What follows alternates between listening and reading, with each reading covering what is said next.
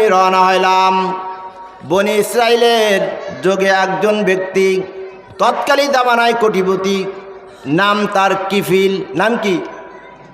কিফিল। এই কিফিল অর্থের কোনো অভাব ছিল না, কোটি কোটি টাকার মালিক ছিলেন, কিন্তু চরিত্র ভালো ছিল না।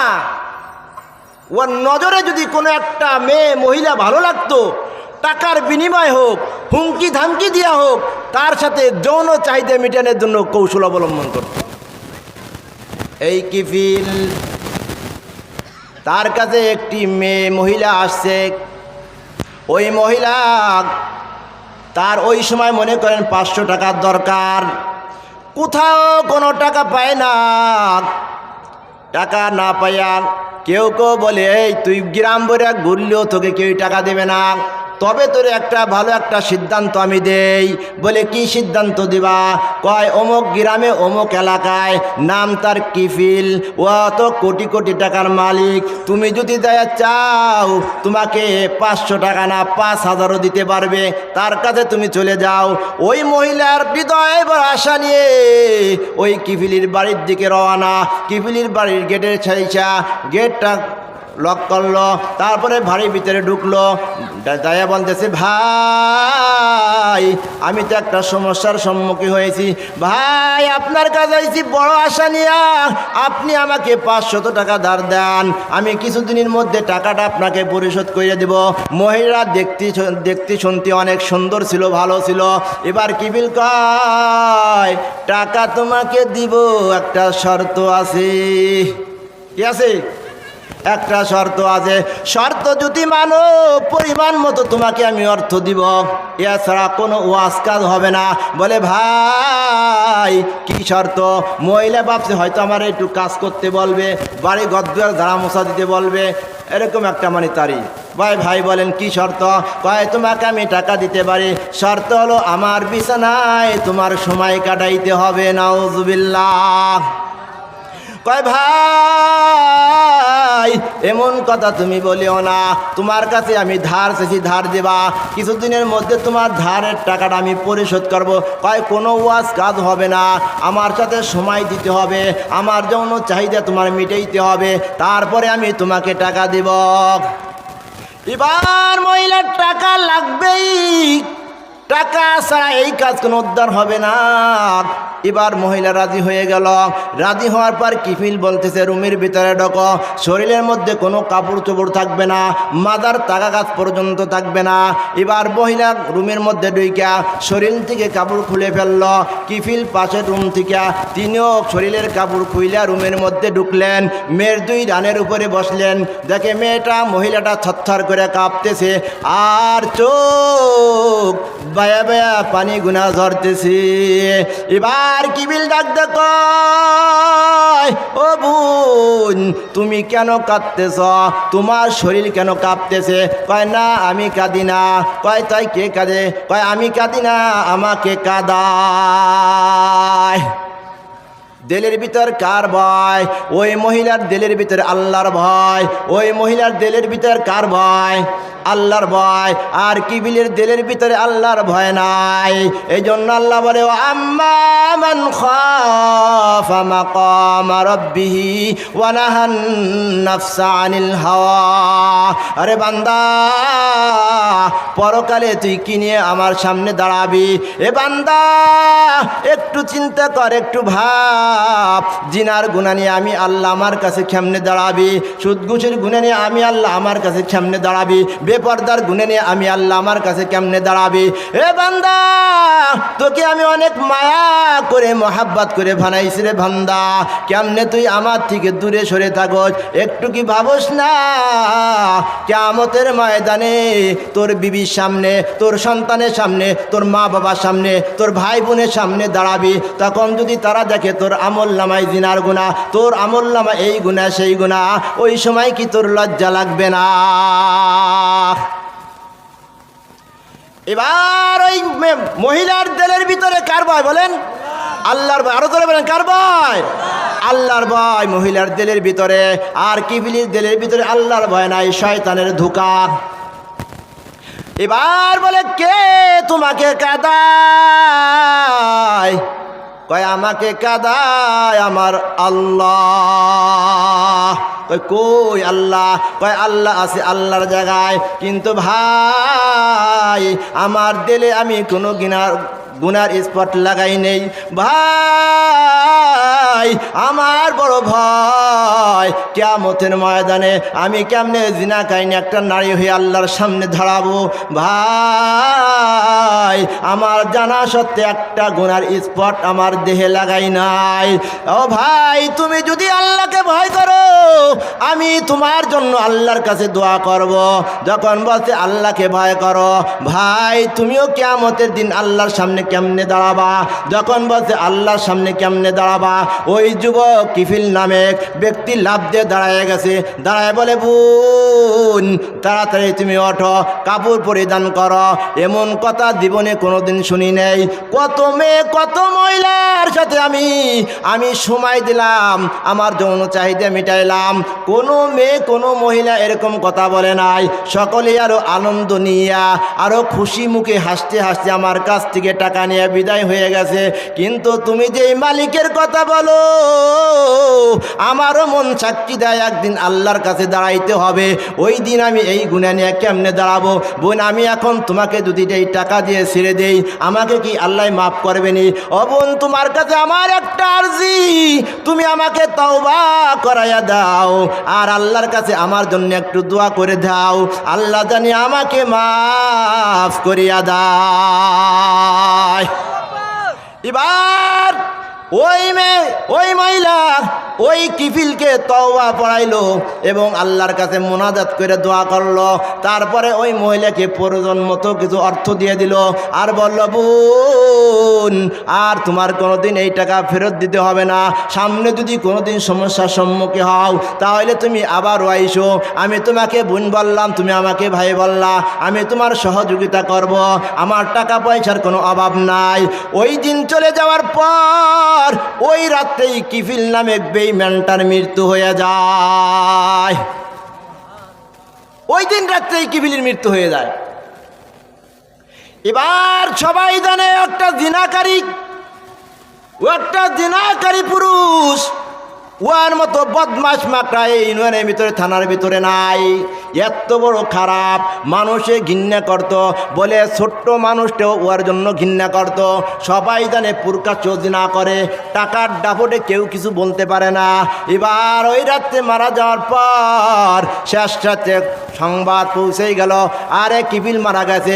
সবাই খুশি, কিফিল নামের জিনাকারী মারা গেছে, ওই বেঈমানটা মারা গেছে, ভালোই হয়েছে, বেঈমানটা মারা গেছে, ভালোই হয়েছে। এই সকালবেলা ওই মহিলার কানও মৃত্যু সংবাদ পৌঁছে গেছে। শত শত মানুষ দেখতে আসছে যে জিনাকারী মৃত্যু কেমন হয়, এত পাপিষ্ঠ ব্যক্তির মৃত্যু কেমন হয়, মানুষ দেখতে গেছে। আল্লাহর কত রহমত, আল্লাহ কত দয়াময়। আল্লাহ পাক রব্বুল আলামিন তার ঘরের দরজার সামনে কাঠের দরজায় সুন্দর করে লিখে দিছে কদ গাফারাল্লাহু লিল কিফিল। এই জনগণ, এই এলাকার মানুষ, সাবধান সাবধান, আমার কিফিলকে নিয়ে কেউ খারাপ মন্তব্য করবে না। গতকাল কিফিল যেই কাজটা করছে, আমি আল্লাহ, আমি তো এমন আল্লাহ, মার চাইতে বাবার চাইতেও আমার মায়া বেশি। সমস্ত জিনিসের দিকে আমি আল্লাহ, আমার মায়া বেশি। যত বড় অন্যায় করুক, যত বড় গুনাহ করুক, এমন কোনো গুনাহ নাই আমার বান্দা করে নাই। কিন্তু যদি আমার কাছে আত্মসমর্থন করে, আমার কাছে ক্ষমা চায়, আমি আল্লাহ তার জীবনের সব গুনাহগুলো মাফ করিয়া দিই। বলে শুধু গুনাহ মাফ করে ক্ষান্তই না, আমি আল্লাহ ওই গুনার জায়গায় নেকি দিয়ে বদলে দেই। বলেন সুবহানাল্লাহ। সাবধান, আমার বান্দা কিফিলকে নিয়ে কেউ খারাপ মন্তব্য করবা না। ওই খোদাই করা লেখা যে দেখে সেই নত হয়ে যায়, এমন কাজটা কি করলো, এমন কাজটা কি করলো। আশ্চর্য না, যে খোদাই করে লিখে দিছে যে সাবধান, আমার বান্দাকে নিয়ে কেউ খারাপ মন্তব্য করবা না। এই জন্য বলছে পাপীকে ঘৃণা করা যাবে না, পাপকে ঘৃণা করতে হবে। আর আমরা কি করতেছি, অমুক আগে অভ্যাস ছিল খারাপ, হ্যাঁ, এনে 20 বছর ধরে ভালো হয়ে গেছে, এই ভালোর কোনো নাম নাই। ও উয়ার পিছনে নামাজ পড়বো, উয়ার পিছনে এইটা করবো, ও চিনি না। আরে মিয়া, ভালোটা দেখেন, খারাপটা দেখেন কে? প্রত্যেকটা ইমানদারের লক্ষণ থাকবে ও ভালো কোন কাজ করছে ভালোটা দেখার জন্য, খারাপটা বাদ ডিলিট করে দিতে হবে দিল থেকে। আর আমাকে অভ্যাস কি, 100টা আমি ভালো করব, এই ছাতার কোনো দাম নাই মানুষের কাছে। একটা খারাপ হয়ে হুজুর দিয়ে বেশি মানে অতিরঞ্জিত বাইরে গেছে, এত সাহস কই পায়? মানে একটা একটু বেকাত ঘটছে, হুজুর ভালো না, কি বলেন? সমাজের লোক একটা একটু তার বিপক্ষে গেছে, ও কি জানে, ও কিসের মাতবার, ও কিসের কি, মানে উনি সব। এরকম করা যাবে না। আমার সবসময় ধারণা রাখছে আমার ভাই ভালো, তাহলে আপনাকে মাঝে ভালো বলেন না। আপনার ও কি জানে, আর একজনের কইতেছে ও কি জানে, ও আরে কি মানবো? আপনি এইটুক পাইবেন না, আপনি একজনের টিটকিয়ে দিলেন, আপনার একজনে ভালো জানতেছে, আপনারও কইছে ও কি জানে, ও আরে কি মানবো? আপনি একজনে ডাবাইতেছেন, আপনার আর একজনে ডাবাইতেছে। আর যখন আপনি একজনে উঠেবেন, আপনাকেও 10 জনে উঠেবে। কি বলেন, ঠিক কি ঠিক না? এজন্য আমাদের সবসময় থাকবে আমার চেয়ে আমার অমুক ভাই ভালো। মানুষকে ভালোবাসা দিয়ে মসজিদমুখী করতে হবে, আমলের দিকে আনতে হবে, এটাই হক্কানি ওলামায়ে কিরামের কাজ। এজন্যই তো আল্লাহ পাক বলে, যার দিলের ভিতরে আমি আল্লাহ আমার ভয় ঢুকবে, সে অটোমেটিকভাবে এই গুনাহ থেকে বাঁচতে পারবে। এছাড়া বাঁচার মতো কোনো সিস্টেম নাই। আল্লাহর ভয় দিলে না থাকলে বলে দুনিয়ার কেউ দেখে না, দেখে কে? আল্লাহ দেখে। এইটাই ভাবতে হবে। আমি যখন মোবাইলের ভিতরে অশ্লীল কুকর্ম নাফরমানি ছবি দেখবো, তখন ভাবতে হবে মা দেখতেছে না, বাবা দেখতেছে না, বিবি দেখতেছে না, সন্তান দেখতেছে না, ভাই বোন কেউ দেখতেছে না, দেখে কে? জোরে বলেন, কে দেখে? বলে আল্লাহ দেখে। তখন দেখবেন মোবাইল দেখা অফ, তখন দেখবেন আপনি কোরআন তেলাওয়াত, তখন আপনার মনে চাবে অমুক হুজুরের ওয়াজ দেখি, অমুক হুজুরের ওয়াজ শুনি।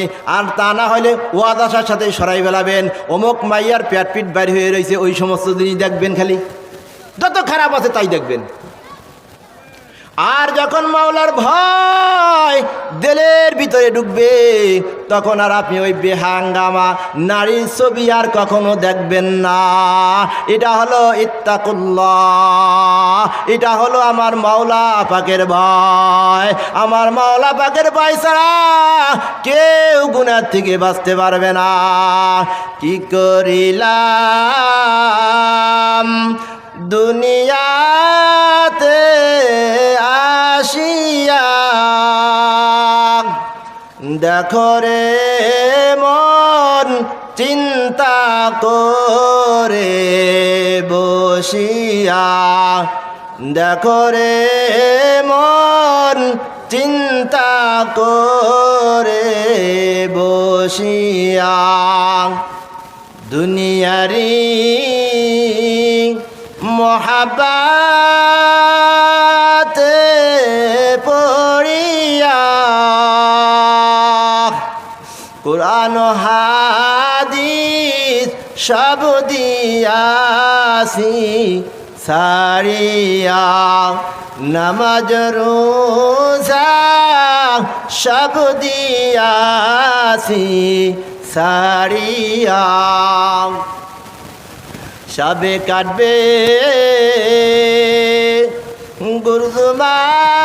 গুরুজুমার বে, হায় রে হায়, সবে কাটবে গুরুজুমার বে, হায় রে হায়, আগুন লায়া দিবে কলিজায়, আগুন গায়া দিবে কলিজায়, আগুনেরই তব যখন লাগিবে, দেহেরি গোশত খুলে খুলে পড়িবে, দেহেরি গোশত খোশে খোশে পড়িবে। এই জন্য আল্লাহ কয় বান্দা আমার ধরার আগে আমার কাছে ধরা দে। কি বলছে? বান্দারে আমার ধরার আগে আমার কাছে ধরা দে, আমার কাছে আত্মসমর্পণ কর। তা যদি না হয় আমি আল্লাহ যদি একবার ধরিয়াই ফেলাই, ইন্না বাতশা রাব্বিকা লাশাদীদ, আমার ধরা সাংঘাতিক ধরা। আমি যদি ধরিয়াই ফেলাই দুনিয়ার এমন কোনো শক্তি নাই আমার হাত থেকে বাঁচানো। এই জন্য আল্লাহ ধরার আগে আমার ধরা দিতে হবে। কি বলেন? ঠিকই ঠিক না? তওবা করতে হবে, আল্লাহ আমাকে মাফ করো। তওবা ছাড়া গুনাহ মাফ হবে নাকি? আল্লাহর কাছে খাস তওবা করা। বন্ধুরে আমরা তো মুসলমানের ঘরে জন্ম নিয়েছি, তাই আমরা মুসলমান, ঠিক আছে, কিন্তু ইসলামটা এমনি এমনি দুনিয়ায় আসে নাই। ফিরআউন কত বড় কাফের, তিনি নিজেকে খোদা দাবি করলো, বলে আমি খোদা, আমি আল্লাহ। আমাকে যারা আল্লাহ মানবে না তাদেরকে হত্যা করে ফেলানো হবে, মারপিট প্রথম দেওয়া হবে, তারপরে দুনিয়ার থেকে শেষ করে দেওয়া হবে। কিন্তু তার ঘরের ভিতরে ইমানদার নারী আছে না নাই? এক বান্দি এক দাসী, তার দুইটা কন্যা সন্তান, একটা 5 বছর বা 5.5 বছর বয়স, আর একটা দুগ্ন পিপাসিত সন্তান। এবং ওই সন্তানের মা মুসা নবীর উপর ঈমান আনলো। আল্লাহর উপর ঈমান আনার পর 1 দিন 2 দিন 3 দিন, 1 সপ্তাহ 2 সপ্তাহ 3 সপ্তাহ 1 মাস 2 মাস অতিবাহিত হয়ে যাওয়ার পর এরকম হাত থেকে চিরুনি পড়ে গেছে অথবা যে কোনো একটা জিনিস পড়ে গেছে। এবার ওঠানোর সময় কয় বিসমিল্লাহির রহমানির রহিম। এই কথাটা আবার ওই বাসার ভিতর আর এক মহিলা শুনে ফেলাইছে। শোনার পর ফিরআউনের কাছে যায়, কয় কারে তুমি খাওয়াও, কারে তুমি পড়াও? বলে কেন? কয় তোমার অমুক বান্দি অমুক দাসী সেটি মুসাকে নবী মাইনে ফেলাইছে, আল্লাহকে আল্লাহ মেনে ফেলাইছে, তুমি কারে খাওয়াইতেছ? কয় কি কয়? তাই এত বড় সাহস! 1 জন 2 জনকে নিয়ে তার তদন্ত করার পর এবার দেখে বাস্তব তাই। এবার ফিরআউন মহিলাকে ডাক দেয়, ডাক দেওয়ার পর কি ব্যাপার? আমার তা খাও, আমার তা পড়ো, আবার আমার সাথেই খারাপ ব্যবহার করো। তুমি নাকি মুসাকে নবী মানলা, তুমি নাকি মুসার আল্লাহকে আল্লাহ মানলা, আমি কি দোষ করছি? আমারে মানো না কে? জানো আমাকে আল্লাহ না মানলে দুনিয়ায় থাকতে পারবা না। কয় দুনিয়ায় থাকতে আসি নাই। মহিলা কি কয়? দুনিয়ায় থাকতে আসি নাই। এবার কয় তাই নাকি? এবার জল্লাদকে ডাক দেয়, কয় আগামীকাল এলাকার ভিতরে সংবাদ পৌঁছিয়ে দাও, ফিরআউনের অমুক দাসীকে প্রকাশ্যে বিচার করা হবে।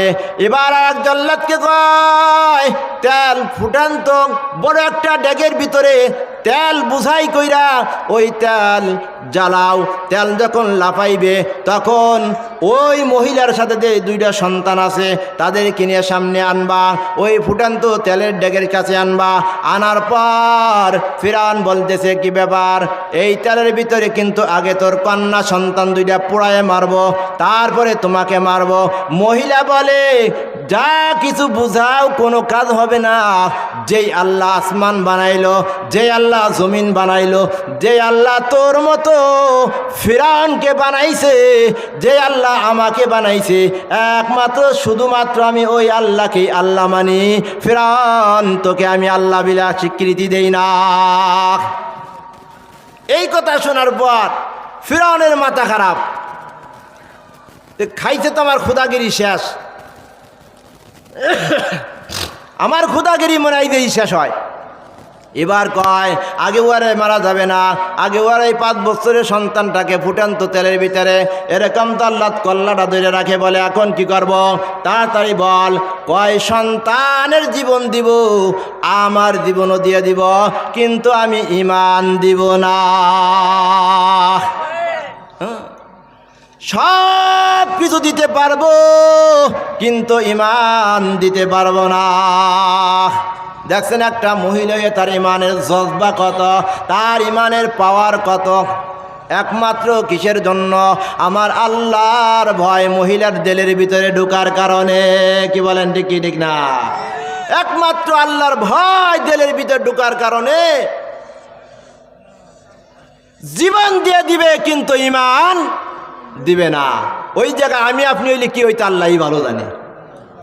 এবার ওই মেয়েটাকে ফুটান্ত তেলের ভিতরে নিক্ষেপ করে যায়, ওইটা শরীরটা তেলের ভিতরে পড়বে পড়বে ভাব, এমন সময় দেহের থেকে আত্মাটা উড়ে উড়ে যায়। আর ওর মা দেখতে পায় আমার মেয়ের শরীর থেকে আত্মাটা উড়ে উড়ে যায়, আর বলে, মা ইমানের উপর অটল থাকো মা, জান্নাতে দেখা হবে। বলেন সুবহানাল্লাহ। কয় মা জান্নাত আপনার জন্য অপেক্ষা করতেছে মা, ইমান ছাইরো না মা। দেখতেছে মেয়ের দেহ থেকে আত্মা বাইর হইয়া উড়ে উড়ে যায়, আর বলে, মা ইমানের উপর অটল থাকো, জান্নাত তোমার জন্য অপেক্ষা করতেছে, আর দেখা হবে জান্নাতের ভিতরে। এবার বলে, দেখ তোর চোখের সামনে তোর বড় কন্যা সন্তানটাকে ফুটান্ত তেলের ভিতর দিয়ে পোড়ায় মারলাম, পিএইচডি হয়ে গেছে, বোনাও হয়ে গেছে। কয় ফিরআউন কিসের ভয় দেখাস, কিসের ডর দেখাস? এটা তো কোনো ব্যাপারই না। আমার আল্লাহর জন্য মেয়ে দিব, ছেলে দিব, সব কিছু দিব, কিন্তু আমি আমার জীবনও দিয়ে দিব, কিন্তু ইমান দিতে রাজি না। এবার মায়ের কিন্তু দুগ্ন পিপাসিতা সন্তানের সাথে একটা গুড সম্পর্ক বেশি থাকে। দেখবেন দুগ্ন পিপাসিতা সন্তান যদি কাঁদে, মা যত বড় কাঁদে লিপ্ত থাক না কেন, কাজ ফেলাইয়া ওই সন্তানকে দুগ্ন পান করানোর জন্য চলে আসে। কি বলেন, ঠিক কি ঠিক না? এবার দুধের সন্তানটাকে বুক থেকে কাড়িয়ে নিয়ে জল্লাদ ফুটান্ত তেলের উপরে রাখে, আর কয়, এখনো সময় আছে, বল কমপক্ষে এই সন্তানটাকে নিয়ে বাইসে থাকতে পারবি। ওই ফিরআউন সাবধান সাবধান, কোনো বাইসে থাকা থাকি নাই, ইমান দিব না, জীবন দিয়া দিব। ওই ছোট্ট দুগ্ন পিপাসিতা সন্তানটাও ফুটান্ত তেলের ভিতরে ফেলে দেয়।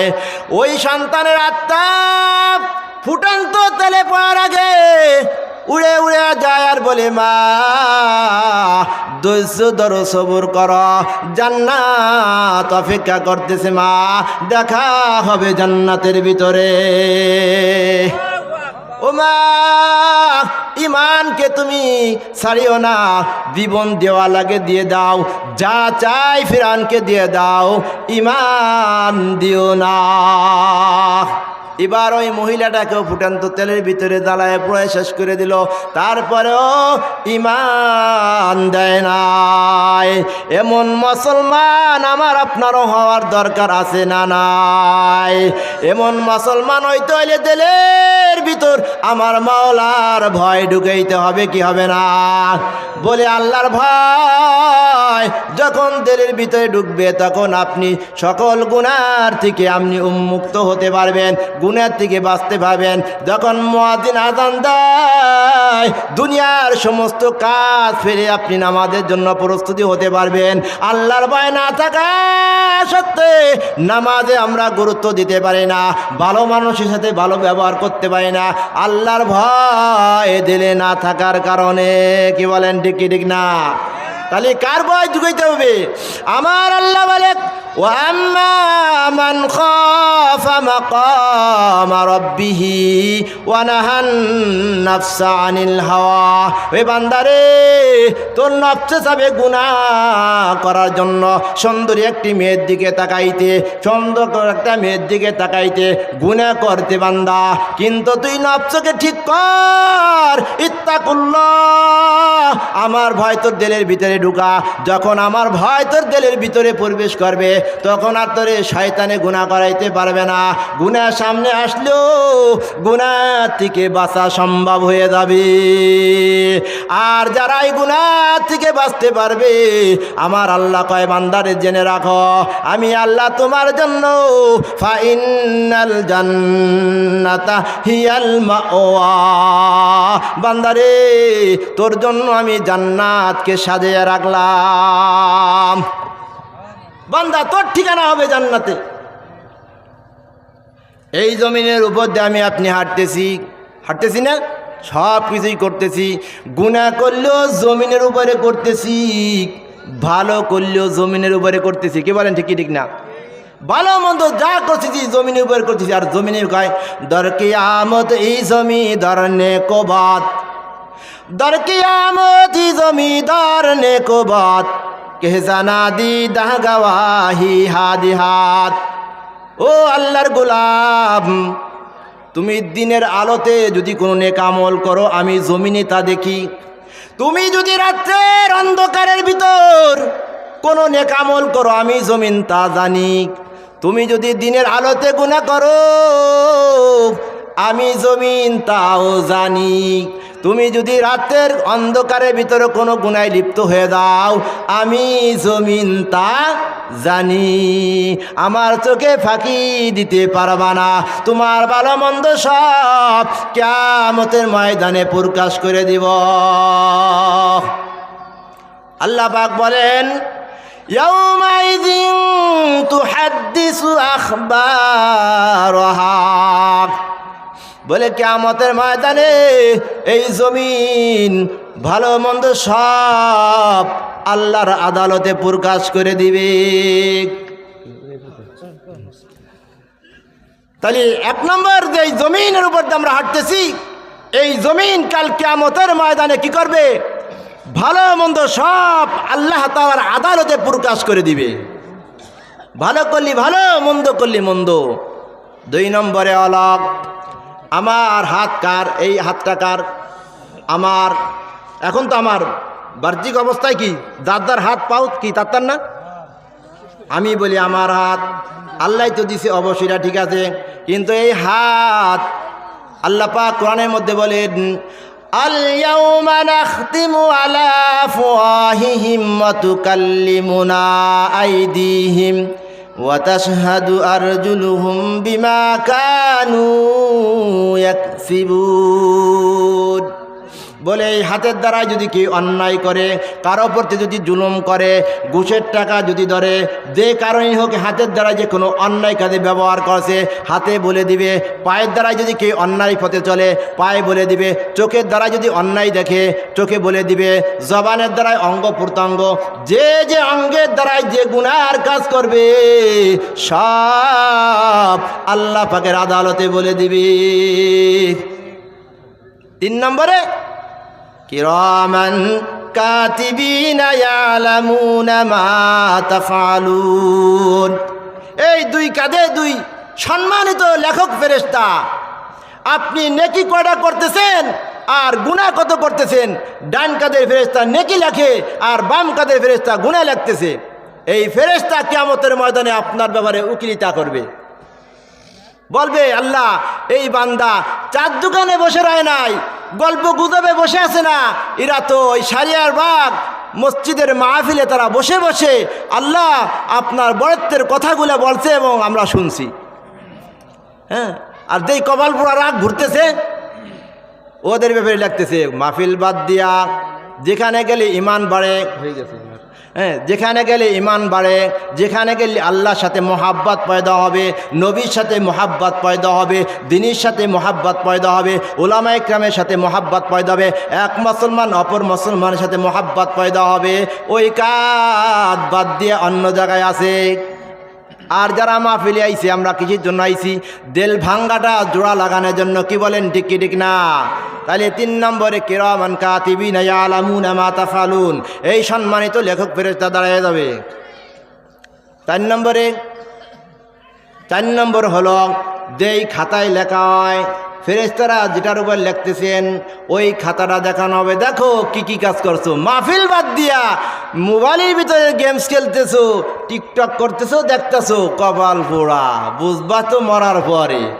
যাই হোক, আমরা যারাই গুনার কাজের সাথে জড়িত, আমরা কাকে ভয় করব বলেন?